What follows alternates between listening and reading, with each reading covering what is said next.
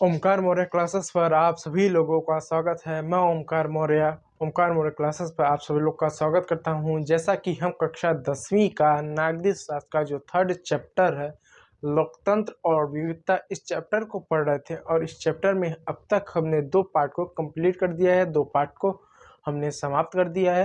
लेकिन चैप्टर हमारा समाप्त नहीं हुआ। इस चैप्टर में कुछ टॉपिकों को, कुछ पॉइंट हमारे रह गए थे जिसको आज हम पढ़ के पूर्णतः इसको समाप्त कर देंगे।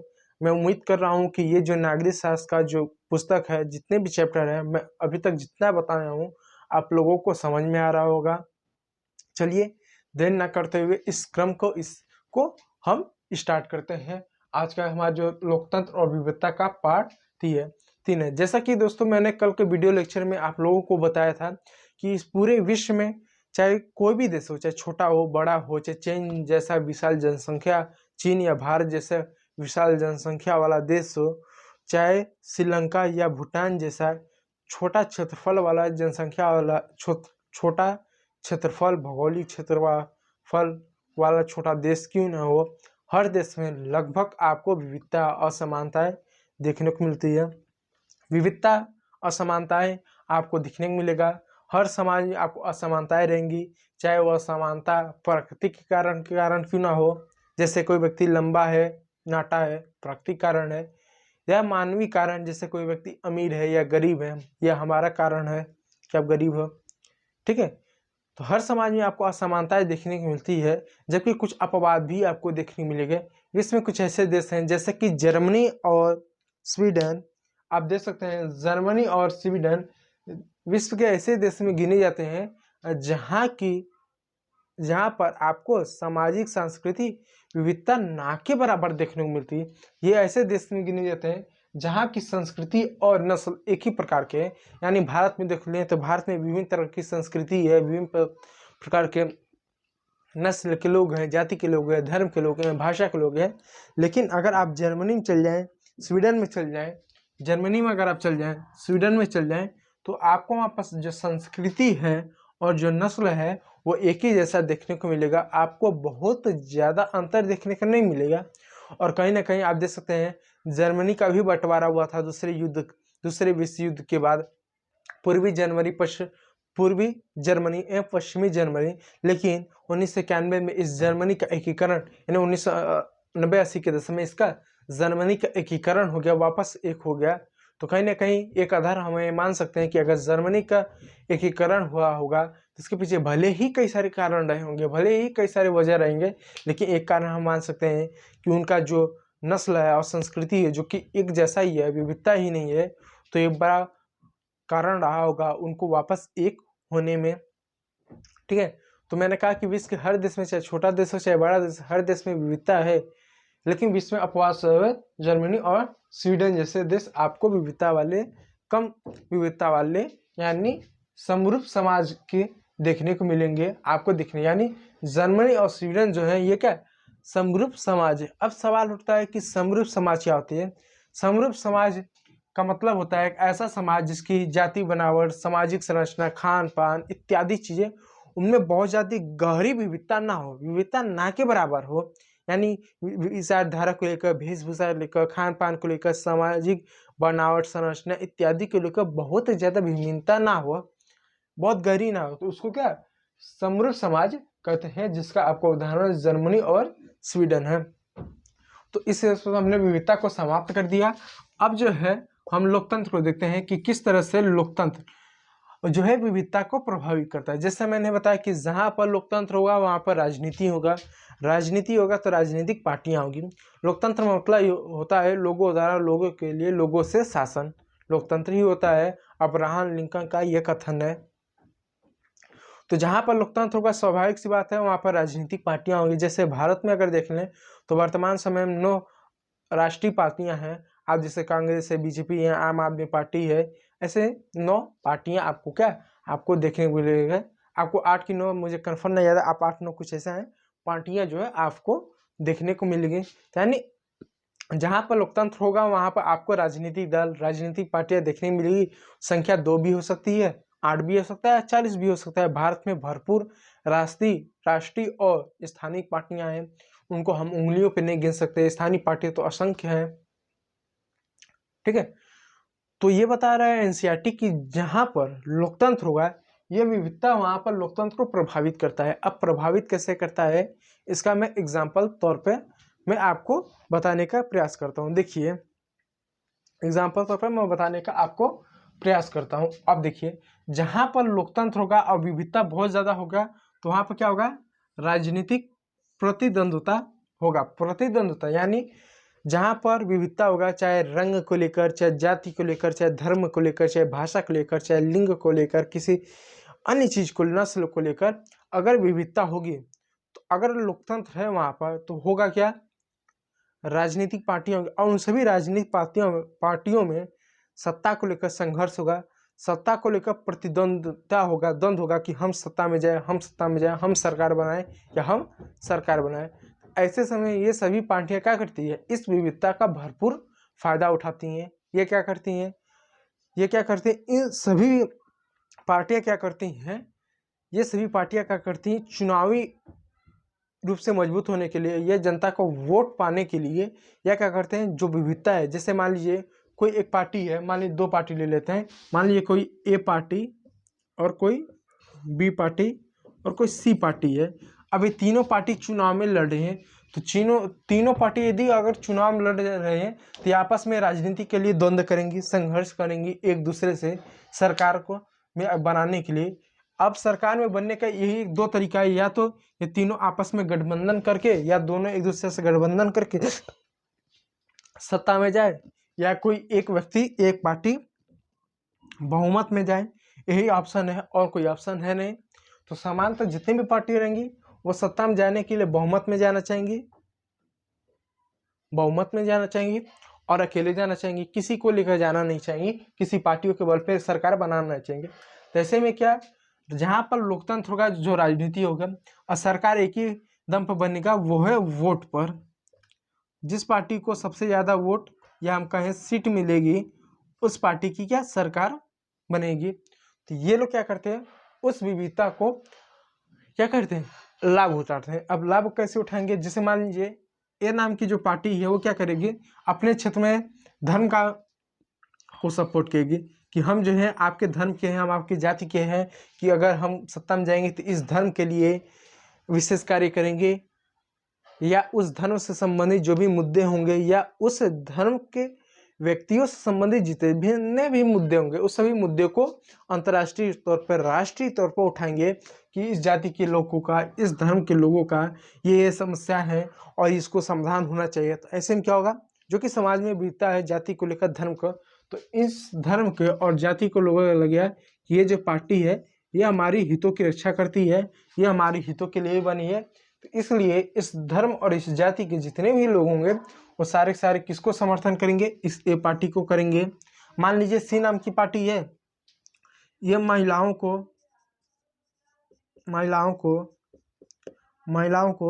महिला सशक्तिकरण की बात करती है, महिला सुरक्षा की बात करती है, महिला रोजगार की बात करती है, महिला स्वास्थ्य शिक्षा की बात करती है, या महिलाओं संबंधित सभी समस्याओं की बात करती है कि हम महिलाओं को आर्थिक रूप से मजबूत करेंगे, सामाजिक रूप से मजबूत करेंगे, अच्छी शिक्षा देंगे, अच्छे स्वास्थ्य देंगे, ये देंगे वो देंगे, और सशक्तिकरण की इत्यादि चीज़ों की बात करती है कि महिलाओं को भी क्या पुरुषों की तुलना में समान अधिकार मिले, व्यवहारिक रूप में मिले, ना कि सैद्धांतिक रूप में।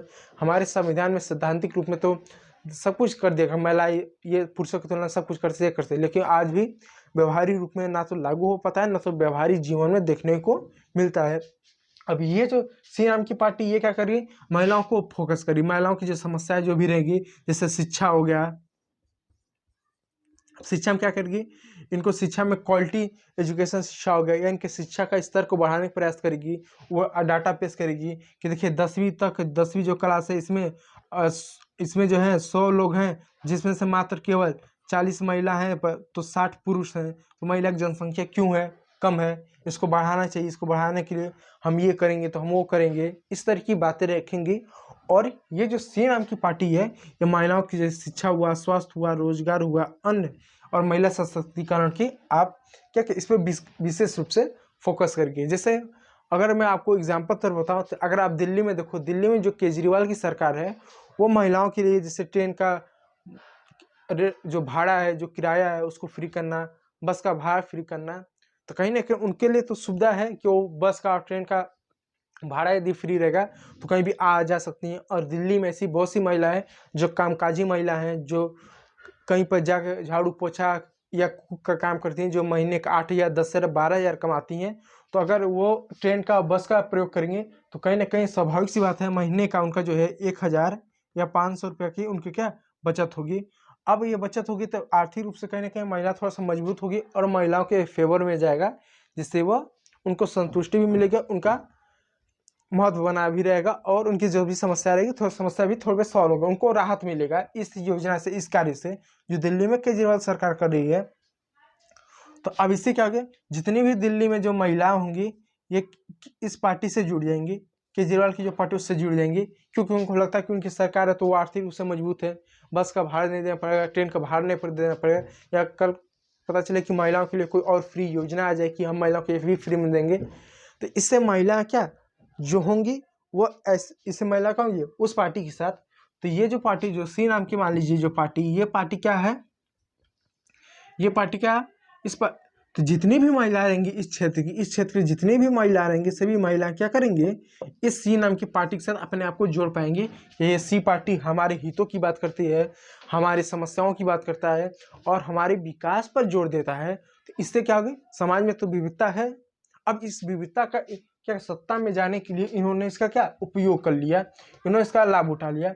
अब जो कि किसी भी समाज में अगर महिला की बात कर लीजिए तो अगर समाज है तो समाज में हर समाज में 50% आबादी तो महिलाओं की होती है ना। तो एक दो अपवाद को छोड़ दें तो हर समाज में अगर 100 लोग हैं तो 50 महिला होंगी। तो अब इस पार्टी ने क्या किया, इस विविधता को उठाने के लिए, इस विविधता को राजनीतिक प्रतिद्वंदता के रूप में, इस विविधता को राजनीतिक रूप में किस तरह से उपयोग करने के लिए, अपने फायदे के लिए उपयोग करने के लिए उसने एक वर्ग पर फोकस किया। अब इस वर्ग की जितनी भी समस्याएं रहेंगी विकास से संबंधित कार्य हुआ भरपूर करेंगे और इससे महिलाओं वर्ग को लग जाएगा कि ये जो पार्टी है हमारी हितों की बात करती है, हमारे विकास की बात करी है। और ये महिला जितनी भी हैं ये सभी क्या इस पार्टी में अपनापन महसूस करेंगे और अपने आप को जोड़ेंगे और आने वाले किसी भी चुनाव में इस पार्टी का भरपूर समर्थन करेंगे। और ये पार्टी भी भरपूर सत्ता में जाने के बाद इस वर्ग के यानी जितने भी महिलाएं उन सभी महिला वर्ग का अच्छा खासा विकास भी करेगी। तो इससे विकास भी होगा, ये आगे तो बढ़ेंगे, लेकिन साथ साथ क्या है, ये विविधता का इन्होंने फायदा उठाया, किसी एक वर्ग को इन्होंने चिन्हित किया है। ए नाम की जो पार्टी है उसने क्या किया, धर्म को चिन्हित कर दिया कि इस धर्म के और इस जात के लोग हमारे हैं भाई, हाँ इनकी विकास का हम ये करेंगे, इनकी समस्या उठाएंगे। तो इस धर्म के लोग और इस जाति के लोग तो इनके हो गए, वोट मिल रहा है। महिलाओं को इन्होंने ऐसा पकड़ लिया इनकी समस्या को। अब मान लीजिए जो बी नाम की पार्टी है ये गरीबी, युवा, रोजगार, महंगाई इत्यादि चीज़ों को ये पकड़ लेंगे कि देश में गरीबी है, किसान मर रहा है, ये है वो है, हम हमारी सरकार बनेगी तो हम रोजगार देंगे, गरीबी को हटाने का प्रयास करेंगे, ये सस्ता करेंगे, वो सस्ता करेंगे, ये फ्री देंगे, वो फ्री देंगे। तो इससे भी समाज में कहने की जो विविधता होगी गरीबी को लेकर, बेरोजगारी को लेकर, महंगाई को लेकर, तो जो लोग उससे झेलते हैं वो क्या करेंगे, इस पार्टी से बी नाम से पार्टी को अपने आप से जोड़ पाएंगे। अरे यार ये पार्टी तो हमारे हितों की बात कर रही है, हम बेरोजगार इन्हें पढ़े लिखे हैं तो इस पार्टी अगर हमको रोजगार देगी तो इसका समर्थन करेंगे। जो लोग को लगता है ये बहुत सी चीज़ें महंगी हुई, ये महंगा हो गया, वो महंगा हो, इसकी चीज़ें कीमत बहुत ज़्यादा बढ़ गई है, तो इनको लगेगा इस बी नाम की पार्टी को क्या सत्ता में भेजा जाएगी, इस चीज़ें सस्ती करेगी, ये करेगी, वो करेगी। तो अब इन्होंने क्या किया, राजनीतिक प्रतिद्वंदता के लिए, राजनीति में अपने को जमाने के लिए इन्होंने क्या इस तरह गरीबी है, बेरोजगारी है, अंतर के किसानों की समस्या है, इस तरह की समस्या इन्होंने उठा के उस पर लगा एक फोकस करना चालू किया, उनकी समस्या उठाना चालू कर दिया, उनके विकास की बात करना चालू करते हैं।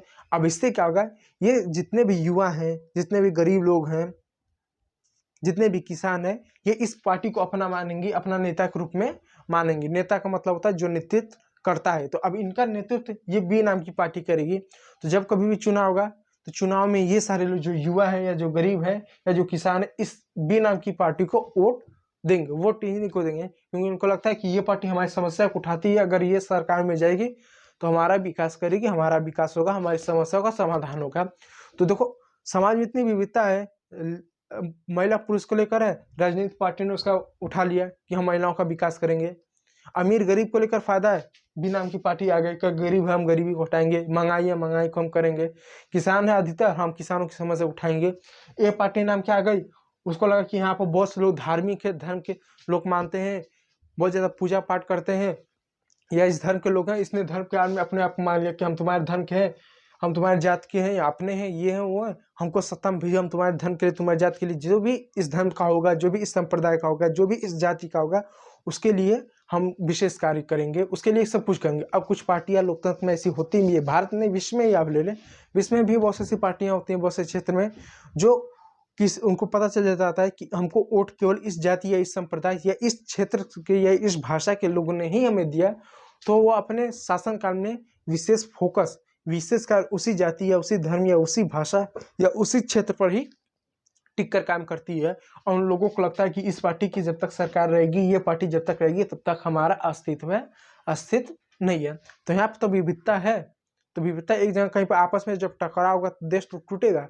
लेकिन जब लोकतंत्र रहता तो लोकतंत्र में क्या होता है, जब लोकतंत्र रहेगा तो लोकतंत्र में राजनीतिक पार्टियां रहेंगी, एक पार्टी नहीं 10 पार्टियां रहेंगी, 100 पार्टियां रहेंगी, और सभी पार्टियां क्या करते हैं, अपने राजनीतिक हित के लिए, सत्ता पाने के लिए इस विविधता का भरपूर फायदा उठाते हैं और राजनीति में एक दूसरे से द्वंद्व करते हैं, संघर्ष करते हैं सत्ता में पाने के लिए। पता चला कल को डी नाम की कोई और पार्टी आ गई तो भी कुछ नई नई समस्या को उठाना चालू कर देगी। ये पता चल ये पार्टी गए तो ये क्या, ये वृद्ध लोगों पर फोकस करेगी कि बूढ़ों पर फोकस करेगी, या अन्य लोगों चीज़ों पर फोकस करना चालू कर दी, क्योंकि इनको सत्ता में जाना है। तो इस तरह से क्या, जहाँ पर लोकतंत्र होगा, और लोकतंत्र इसलिए क्या होता है, जिस समाज में गहरी विविधता होती है, प्लस वहाँ पर जब लोकतंत्र होता है तो बहुत से ऐसी राजनीतिक पार्टियाँ राजनीतिक प्रतिद्वंद्विता करने लगती हैं सत्ता को पाने के लिए, जो इस पाने के लिए, और ऐसा लगता है कि वह देश का होगा इस विविधता के आधार में, और राजनीतिक प्रतिद्वंदिता के आधार पर ऐसा लगता है कि वो देश जो कई सारे टुकड़ों में टूट जाएगा, बिखर जाएगा। हालांकि होता नहीं है, इसका परिणाम अलग आता है। बस ऐसा होता है कि लोकतंत्र में क्या होता है, जब एक नहीं हमने परमिशन दिया कि लोकतंत्र का खासियत है कि आप एक नहीं आप 1000 पार्टी खोल लो, हमसे मतलब नहीं है, एक नहीं 1000 लोग चुनाव लड़ो, हमसे मतलब नहीं है। जनता जननायक के ऊपर है, जनता आपको चुनेगी, आप चुनेंगे तो आप सत्ता में जाओ। तो यहाँ पर ऐसा क्या होता है कि जब लोकतंत्र होता है और जब राजनीतिक पार्टियां इस तरह से प्रतिद्वंदिता करती हैं, तो ऐसे में क्या होता है कि उस समाज में जो विविधता होती है, विविधता से एक समय देख रहे हैं ऐसा लगता है कि देश टूट जाएगा, लेकिन वास्तव में देश टूटता नहीं है। इसका परिणाम उल्टा होता है। उल्टा क्या होगा कि जिस भी पार्टी की सरकार बनेगी वो किसी एक धर्म, जाति, भाषा, क्षेत्र, लिंग, समुदाय, संप्रदाय पर विशेष फोकस करे, सबको देखेगी, लेकिन एक को ज़्यादा देखिए। जैसे मान लीजिए कि कोई एक वर्ग हो गया, उसको अगर 80% देखेगी तो बाकी को केवल 20% ही देखेगी, लेकिन देखेगी उसको भी, ऐसा नहीं पूरी तरह अनदेखा कर देगी, उसको भी देखने का प्रयास करेगी, उसको भी देखेगी और उसको भी देखेगी और प्रयास करेगी कि वो भी क्या हमारे पक्ष में आ जाए। जैसे मान लीजिए ए नाम की पार्टी है, अब देखिए जैसे मान लीजिए, अब मान लीजिए सी नाम की पार्टी है, सी नाम की पार्टी महिलाओं पर विशेष फोकस करता है, तो ये सोचेगा कि ये जो जितने भी गरीब लोग हैं, युवा हैं, महंगाई है, इसको इन सभी लोग को भी अपने फेवर में डालें, कि पता चला महिलाओं की समस्या उठाता था, शिक्षा, रोजगार, स्वास्थ्य समस्या उठाता था, अब गरीबी की भी समस्या है कि हमारी सरकार में तो हम गरीबी को भी हटाएंगे, कि किसी का भी गरीब, तो इनको भी कुछ लोगों को लगेगा हाँ कि गरीबी के लिए भी ये सरकार तो काम करे, महिलाओं के लिए तो काम कर रही है, प्लस गरीबी के लिए भी काम कर रही है, तो इससे कुछ उसको उस पार्टी से इस पार्टी में स्थानांतरित होने लगते हैं। तो देखने तो ऐसा लगता है कि जहाँ पर गहरी विविधता होती है लोकतंत्र में, जब राजनीतिक प्रतिद्वंदिता हो जाता है तो देश टूटने की संभावना होती है। टूटता उठता नहीं है, इससे ये होता है कि एक वर्ग, एक संप्रदाय, एक क्षेत्र का विकास बड़े पैमाने पर होता है, जबकि थोड़ा सा दूसरे क्षेत्र का विकास थोड़ा सा धीमा पड़ जाता है।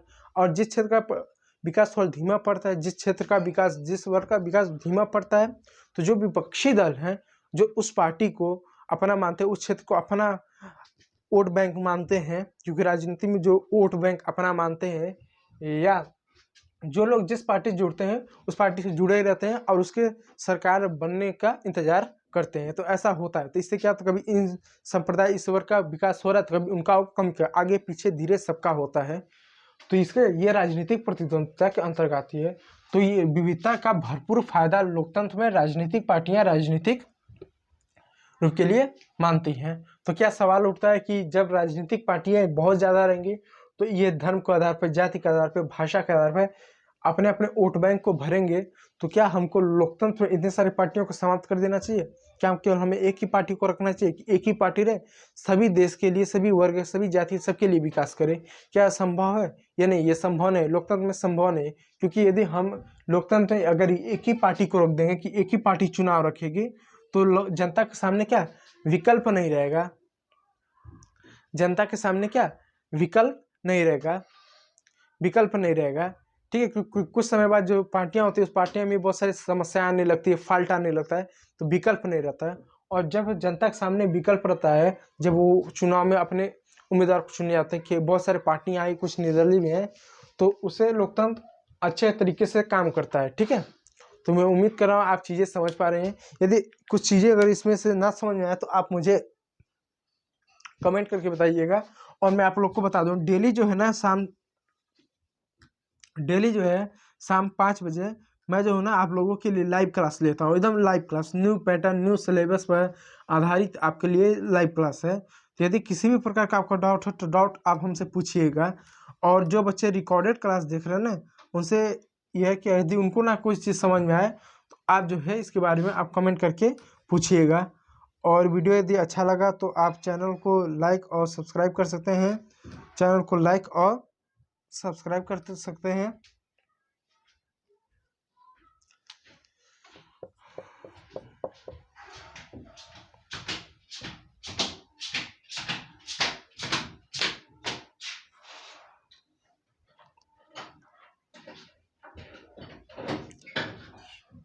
ठीक है,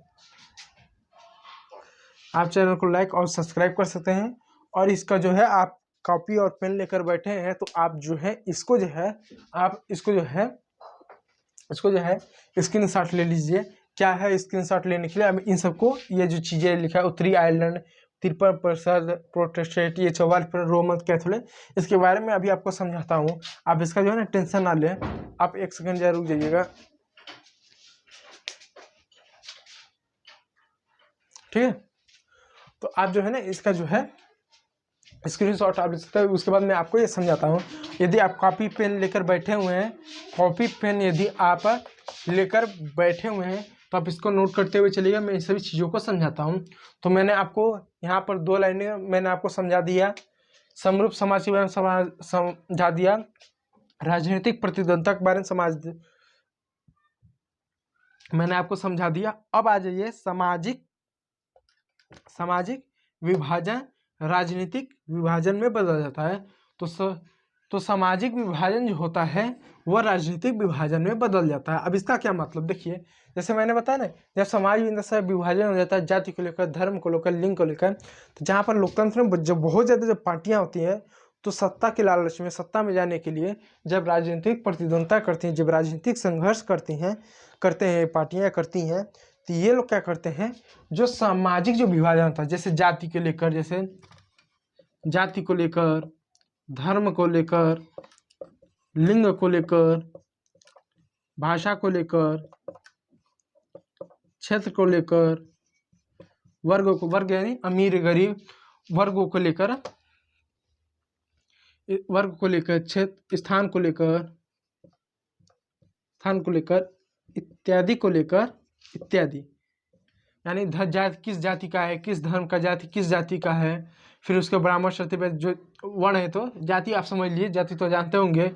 ठीक है, फिर धर्म आपका हिंदू, मुस्लिम, सिख, ईसाई, लिंग क्या, पुरुष, महिला, थर्ड जेंडर, भाषा क्या, हिंदी है, तेलुगु है, तमिल है, कन्नड़ है, क्षेत्र क्या है, यूपी का है कि बिहार का है कि पंजाब का है कि तमिलनाडु का है, वर्ग क्या है, अमीर है, गरीब है, मिडिल क्लास है, स्थान उसका कहाँ का है, अपना स्थान क्षेत्र आपका एक ही है। ठीक है, इत्यादि को लेकर।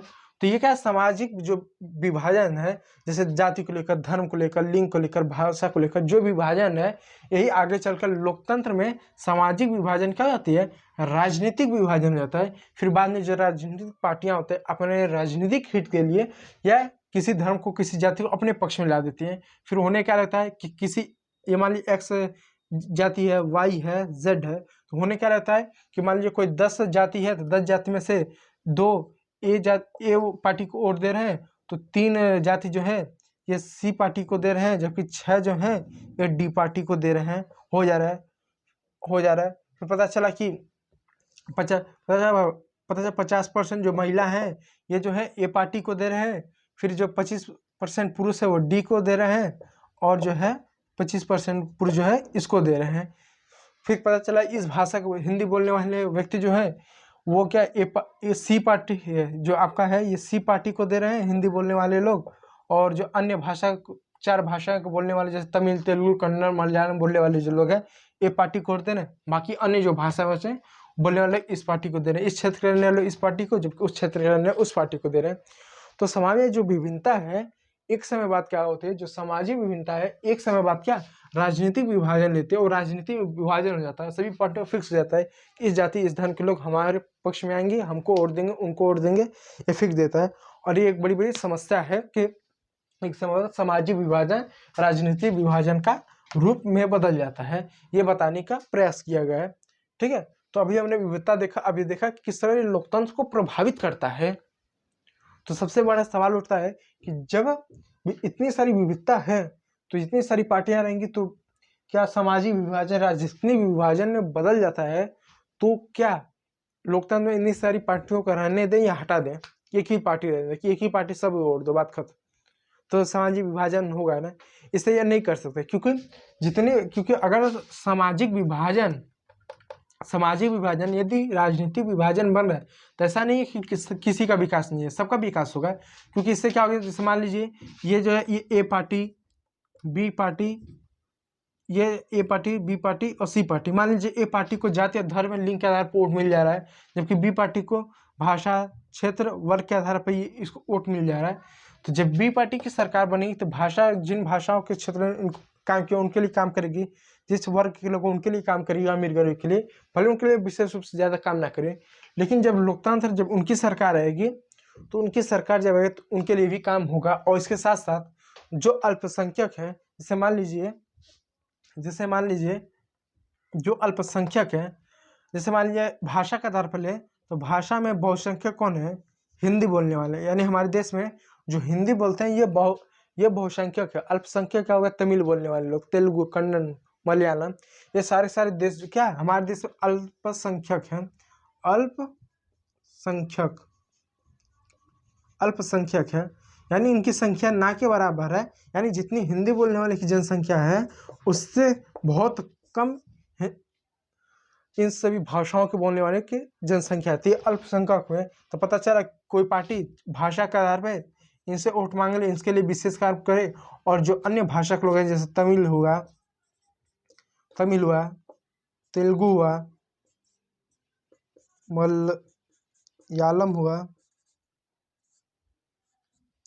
या कन्नड़ हुआ, बांग्ला हुआ, इन भाषाओं के लिए काम ही ना करे, पता चले उसको लगे कि 44% हिंदी बोलने वाले लोग हैं, इनके लिए काम करो या इनके लिए कुछ विशेष दर्जा करो इत्यादि करो। तो इनके लिए जब उनकी सरकार बनी तो इनके लिए विशेष काम करें, इनके लिए मान लो काम नहीं पड़े तो क्या होगा, तो इनको क्या अल्पसंख्यक में डाला कि भाषाएं के आधार पर, भाषा के आधार पर अल्पसंख्यक है, और इनको भी कुछ अधिकार की दी गए, कुछ प्रावधान किए गए ताकि बहुसंख्यकों का दबाव इनके ऊपर नहीं हो सके। जैसे अभी ये अल्पसंख्यक है तो भाषा के आधार पर अल्पसंख्यक है, तो ऐसा प्रावधान किया गया कि जो बहुसंख्यक है इनके ऊपर ना तो बहुसंख्यक आबादी और ना ही सरकार इनके ऊपर भाषा थोप सकती है, तो इनको भी कुछ अधिकार दिया गया है। तो कहने का मतलब है, अगर ये कभी मन में आए कि जब लोकतंत्र और विविधता का जो चैप्टर है, जिसमें अगर किसी देश में इतनी अगर विविधता है और इतनी विविधता यदि लोकतंत्र में राजनीतिक पार्टियों के लिए अब समाज में को बांटने काम करती है, सभी पार्टियों को हटा के एक ही पार्टी कर देते, ऐसा नहीं कर सकते हैं। इससे क्या लोकतंत्र का ढांचा एकदम पूरी तरह से समाप्त हो जाएगा। लोकतंत्र का मतलब ही होता है कि लोगों द्वारा लोगों के लिए लोगों से शासन, क्योंकि जितने भी आमतौर पर जो लोग वोट देते हैं वह इस वजह से वोट नहीं देते कि इस पार्टी को वोट देंगे तो अच्छी है, उस वजह से देते हैं कि वो पार्टी उन समाज के लिए, उन संप्रदाय के लिए, उस वर्ग के लिए काम करती है। अगर कोई व्यक्ति ये पार्टी को वोट दे रहा है और उसको मालूम है कि इस जाति के लोग या इस भाषा के लोग हम ही को वोट देते हैं, तो वो क्योंकि उसको मालूम कि उस जाति के लोग वोट देते हैं और किसी को वोट नहीं देते, वो काम करते हैं, उनका विकास होता है। और जो बाकी को जो वोट नहीं मिल पाता उनका क्या होता है, दूसरे पार्टी को वोट देते हैं। वो भी मान लीजिए अब ये सब, अब जैसे एक्स वाला जो जाति है ए पार्टी को वोट दिए, अब वाई वाले जो है इन्होंने क्या दिया, बी को दिया। तो बी को मालूम है कि हमको जो वोट मिला वो वाई जाति के लोगों ने दिया, और ए को मालूम है कि हमको जो वोट मिला एक्स जो है जाति के लोगों ने ही वोट दिया। तो ये इनके लिए काम करेगी, वो उनके लिए काम करें, यानी सबको अधिकार दिया कि अपने अपने क्षेत्र पर काम कर सकने का, उनकी समस्याओं को उठाने को, उनकी समस्या को सॉल्व करने के लिए, और इसके साथ साथ उनका विकास करने के लिए। तो इससे क्या, एक व्यक्ति ना होते हुए हमारे समाज में इतने सारे अधिकार मिल जाने की वजह से, इतने सारे पार्टियां हो जाने की वजह से सबका विकास होता है। थोड़ा सा लेट होता, समय लगता है, लेकिन विकास प्रभावित नहीं होता है। ठीक है, तो आप इस बात को विशेष रूप से ध्यान दीजिएगा। अब इसके बारे में दो तीन चीजें मैं आपको और कुछ बता दे रहा हूँ। ठीक है, तो विकास होता है ऐसा कि नहीं, तो यहाँ पे दिखे कि सामाजिक विभाजन जो है राजनीतिक विभाजन में बदल जाता है। ठीक है, ठीक है, ठीक है। तो अब इसको मैं व्यवहारिक रूप भाषा में मैंने आपको समझाया। अब आइए मैं आपको सैद्धांतिक भाषा में, जो एनसीईआरटी की जो किताब है, एनसीईआरटी किताब ने एक उदाहरण दिया है, उस उदाहरण के माध्यम से मैं आपको समझाने का जो है प्रयास करता हूँ। अब एनसीईआरटी किताब में ऐसा बताया गया है कि दो ऐसे क्षेत्र हैं, एक उत्तरी आयरलैंड, एक है ब्रिटेन। देखिए आपने, देखिए यहाँ पे एक है उत्तरी आयरलैंड, एक है उत्तरी आयरलैंड, एक है ब्रिटेन। ये जब दोनों आपस में मिलते हैं तो इनके मिलने से ग्रेट ब्रिटेन बनता है। जरा बात समझिएगा, यह है उत्तरी आयरलैंड। आप विश्व, आप एटलस को देखो तो आपको उत्तरी आयरलैंड मिलेगा, और यह है ब्रिटेन। जब ये दोनों मिलते हैं आपस में तो इनके मिलन से क्या, ग्रेट ब्रिटेन बनता है। तो होता क्या है, जो आपका उत्तरी आयरलैंड है वहां पे आबादी में 53% आबादी क्या प्रोटेस्टेंट है। ये जाति एक आबादी है, और इन जातियों का जो एक पार्टी है जिसका नेतृत्व, उसका नाम है यूनियनिस्ट पार्टी। यूनियनिस्ट पार्टी है जो क्या, यानी उत्तरी आयरलैंड एक क्षेत्र है जहां पर की आबादी 53% जो आबादी है क्या प्रोटेस्टेंट आबादी है, जो जिनका नेतृत्व यूनियनिस्ट पार्टियां करती हैं। और ये पार्टियां करती है कि इसकी जो आबादी है प्रोटेस्टेंट है, एक जाति है, एक जनजाति है, आप ऐसा समझिए, एक वर्ग है जो कहती है कि उत्तरी आयरलैंड को क्या आयरलैंड गणराज्य में मिला देना चाहिए। अब आयरलैंड गणराज्य क्या, आयरलैंड गणराज्य में मिला देना चाहिए, यानी एक देश है। उनका ये कहना है कि ये जो उत्तरी आयरलैंड के अधिकांश, जैसे एग्जाम्पल तो मैं भारत के एग्जाम्पल दे बताता हूँ। देखिए जैसे मान लीजिए ये आपका यूपी हो गया, और मान लीजिए ये आपका बिहार हो गया। आप ऐसा समझिए, मान लीजिए बिहार, जैसे मान लीजिए यूपी में 100 लोग हैं और बिहार में मान लीजिए 50 लोग हैं। ठीक, अब मैं आपको ऐसा मैप बना दूं, जैसे मान लीजिए यूपी हो गया आपका, अब ये आपका मान लीजिए बिहार हो गया। अब ऐसा समझिए कि बिहार में मान लीजिए 100, बिहार में 100 भी कर लिया, बिहार में उसमें भी 100 कर लीजिए, कि बिहार में भी 100 है, यूपी में भी 100 हैं। अब मान लीजिए बिहार में 100 लोग हैं, उसमें से 80 लोग क्या हैं, मान लीजिए हिंदू है, मान लीजिए ऐसा 80 लोग हिंदू है। और ऐसा मान लीजिए कि यूपी में जो है केवल जो है 40 लोग केवल हिंदू हैं। आप ऐसा मान लीजिए हिंदू हैं, बाकी जो 60 लोग हैं जिसमें से 20% मान लीजिए सिख हैं, फिर 40% मुस्लिम है। आप ऐसा मान लीजिए, इस तरीके से कुछ है। और यूपी के जो 40 लोग जो है क्या हिंदू है, अब बिहार में मान लीजिए 80 लोग क्या ये हिंदू हैं। ठीक, तो मान लीजिए जो ये बिहार के जो 80 लोग हिंदू है, ये इस साइड रहते हैं, इस साइड रहते हैं, इस साइड रहते हैं। अब यूपी के जो लोग हैं, जो 40 हिंदू इस साइड है, तो कोई तीसरी पार्टी आ जाए, जो ए नाम की पार्टी है, वो कौन सी पार्टी है, जो हिंदू लोगों के क्या हितों की बात करती है, जो हिंदू है उनके हितों की बात करती है, उनके विकास की बात करती है। अब जाति पर बुरा मत मानिएगा, जो हिंदू है जो इनके हितों की बात करती है, उनके विकास की बात करती है, इत्यादि चीज़ पर विशेष रूप से फोकस करती है। अब ये ऐसा आवाज़ उठा रहे कि यूपी में जो है 100 में से 80 लोग हिंदू हैं, फिर जो है ऐसा आवाज़ उठा रहे कि बिहार में 100 में से 80 हिंदू है, यूपी में 100 में से 40 हिंदू है। तो ये अलग अलग क्यों है, अलग अलग राज्य में क्यों है, 40 उधर है फिर 80 इधर क्यों है। वो कह रही है कि काम करो, इनको अलग अलग मत रखो, इनको एक में मिला दो, इनको एक में मिला दो, इनको क्या करे, इसमें क्या एक में मिला दो, बात खत्म। कि 40 उधर 80 इधर, इनको एक में मिला दो, और एक में मिला दो, और एक में क्या इनको मिला दो, एक में मिला दो, और एक में मिला क्या एक राज्य बना दो, एक में मिला दो। इनको क्या इन 40 हिंदुओं को एक में मिला दो, यानी बिहार में मिला दो, और ये भी क्या आज से बिहार के लोग रहेंगे, आज भी ये क्या हिस्सा बिहार का ही अब हो जाएगा। अब जो बिहार आपका इतना बड़ा था अब केवल इतना बड़ा हो गया। अब बिहार, अब जो आपका बिहार था अब इतना बड़ा आपका हो गया, यूपी इतना बड़ा होगा। अब जो कि यूपी इतना बड़ा होगा, अब इसकी आबादी कितनी हो गई, अब इसकी आबादी केवल 60 हो गई, बिहार की आबादी 140 हो गए। तो ये किसका कहना था, ये उत्तरी आयरलैंड के जो यूनिवर्सिटी पार्टियां हैं, जो प्रोटेस्टेंट पार्टियां हैं, उनका कहना था कि जो उत्तरी आयरलैंड में 53% आबादी जो है प्रोटेस्टेड है, वहाँ की एक जाति है प्रोटेस्टेंट है।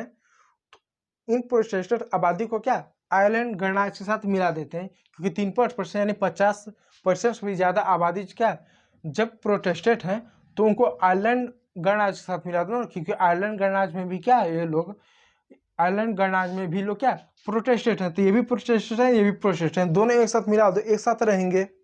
प्रॉब्लम क्या है, जैसे अगर यूपी में अगर 100 लोग हैं, 100 में से अगर 40 हिंदू हैं, और बिहार में भी 100 है जिसमें 80 हिंदू है, तो 40 हिंदू 80 हिंदू का आपस में मिला दो, एक क्षेत्र बना दो, अलग अलग क्यों रखे हो। तो वैसे इनको कहना है कि उत्तरी आयरलैंड में जब 53% आबादी प्रोटेस्टेंट है, और जो आपका आयरलैंड गणराज्य जो एक देश है, इसमें भी तो पूरी आबादी तो प्रोटेस्टेंट है, तो आधा उधर रखो और बहुत ज़्यादा इधर है, तो ऐसा क्यों कर रहे हैं, उनको आपस में मिला दो। ये कौन कहता है, ये यूनिवर्सिटिस्ट पार्टियां कहती, कहाँ का, यूरोप की। जबकि अगर ब्रिटेन में हो तो ब्रिटेन में क्या है, 44% आबादी जो है रोमन कैथोलिक की है। किसकी आबादी, कैथोलिक की, जिसका नेतृत्व नेशनलिस्ट पार्टियां करती है। इसका नेतृत्व क्या है, नेशनलिस्ट पार्टियां करती हैं। यह क्या कहती हैं, ये क्या कहती हैं कि नहीं, कि हम इनकी आबादी अगर 53% है तो क्या हुआ, इनको हम अलग नहीं रखेंगे, ये क्या रहेंगे, ये हमारे साथ रहेंगे, इनको अलग हम नहीं कर सकते हैं, भले आबादी क्या है इनकी 53% से ज़्यादा, हम एक साथ नहीं मिला सकते हैं। तो ये क्या करते हैं, ये कहते हैं कि ये जो है ब्रिटेन के साथ ही मिलकर रहेंगे, यानी हमारे साथ ही मिलकर रहेंगे, ये जैसे हम वैसे रहेंगे। तो इनको क्या मिलाकर, इनको आपस में ही मिलाकर रखो। तो उत्तरी आयरलैंड और ब्रिटेन ये क्या हमेशा मिल के रहते हैं, जिसकी वजह से क्या ये ग्रेट ब्रिटेन बन के रहता है। ये अलग है, यहाँ के लोगों की जनजाति वेशभूषा अलग है, संस्कृति अलग है, इनकी अलग है, और इन दोनों के मिलन से, यानी उत्तरी आयरलैंड के मिलन से और ब्रिटेन के मिलन से ग्रेट ब्रिटेन बनता है। अब भौगोलिक क्षेत्र भी अलग, अगर ब्रिटेन इधर है तो आपका उत्तरी आयरलैंड जो आपको इधर है, दोनों मिलेगा तो आपका ग्रेट ब्रिटेन आपका बनेगा, ब्रिटेन बनेगा। ये कहते हैं ना हम एक मिलने नहीं देंगे, आपसे जैसा है वैसा रहने दो। ठीक है, आप समझ पा रहे हैं, तो इस तरह में रहने दो, इसकी वजह से ग्रेट ब्रिटेन क्या आप रहने दो। तो इसके लिए क्या हुआ था कि 1998 में हुआ क्या था, इसके लिए 1998 में जो कि दोनों पार्टी अपने राजनीतिक हित के लिए आपस में लड़ते थे, तो 1998 में क्या हुआ था, एक हिंसा हुआ था जिसमें यहाँ के लोग भी कई सारे लोग मारे गए थे, इधर के भी कई सारे लोग मारे गए, कुछ पुलिस के कुछ सेना के कर्मचारी भी मारे गए थे। बाद में समझौता हुआ कि जो जैसा है वैसा ही रहेगा, और ये दोनों क्या आपस में मिलकर रहेंगे, एक देश के अंतर्गत ही रहेंगे। यानी उत्तरी आयरलैंड भले ही यहाँ के लोग दूसरी जाति के हैं और ब्रिटेन के लोग भले ही दूसरे जनजाति के अलग नहीं, एक ही होकर रहेंगे, और एक मिलकर क्या हुआ, ये आपका जो है ग्रेट ब्रिटेन बना। ये दूसरे के साथ नहीं जाएंगे कि इनकी जाति प्रजाति दूसरे हैं तो दूसरे के साथ इनको डाल दो, ये अपने आप में ही रहेंगे। ठीक है, तो इस तरह से हुआ। तो कहने का मतलब अगर अपने यूपी बिहार से अगर समझो, तो इन्होंने क्या कहा कि जैसे ये यूपी है, यूपी में अगर 100 लोग हैं तो अगर 40 हिंदू हैं, तो उन्होंने कहा 40 हिंदू 60 मुस्लिम तो रहने दो ना एक साथ, इनको अलग क्यों कर रहे हो। बिहार के में अगर 100% आबादी अगर में से अगर 80 जो है हिंदू हैं और 20 अन्य हैं, तो रहने दो, कोई आपत्ति नहीं है, जैसा है वैसा ही रहने दो। और ये दोनों क्या राज्य हैं भारत के, ये क्या दोनों भारत के राज्य, इनको ऐसे ही रहने दो। ये यूपी अपना बिहार है, बात खत्म। जैसा उनको ऐसा रहने दो, इसको बहुत ज़्यादा छेड़खानी मत करो, इसको अलग हम नहीं कर सकते। उन्होंने ऐसा रहने बात करने का कहा। ठीक है, तो उम्मीद कर रहा हूँ कि चीज़ें आप समझ पा रही हैं। ठीक है, तो मैं उम्मीद कर पा रहा हूँ कि चीज़ें जो है आप समझ पा रहे होंगे। यदि चीज़ें ना समझ तो आप कमेंट करके बताइएगा। और सबसे पहले आप इसका एक स्क्रीन शॉट आप ले लें, अब इसका एक जो है स्क्रीन शॉट ले लें, और जो है मैं इसको एक इरेज कर दूं। तो चलिए दोस्तों, मैं उम्मीद करता हूँ चीज़ें आपको समझ में आई होंगी। यदि चीज़ें समझ में आएंगे तो वीडियो को एक लाइक एक सब्सक्राइब कर दीजिए। और चलिए फिर कल के चैप्टर में, कल के सेशन में हम आगे जो इस टॉपिक के बारे में बात करेंगे। एक लेक्चर और लेना पड़ेगा जिसमें आप इस चीज़ों को समझ पाएँ अच्छी तरीके से, क्योंकि बहुत ज़्यादा कॉन्सेप्ट इधर उधर हो जाता है, बिखरा हो जाता है, तो आप चीज़ों को नहीं समझ पाएंगे। इसलिए एक लेक्चर और हम लेंगे जो आपका 4th लेक्चर होगा, जिसमें हम इस चैप्टर को प्रयास करेंगे पूरी तरह से समाप्त करने को, ख़त्म करने को। ठीक है।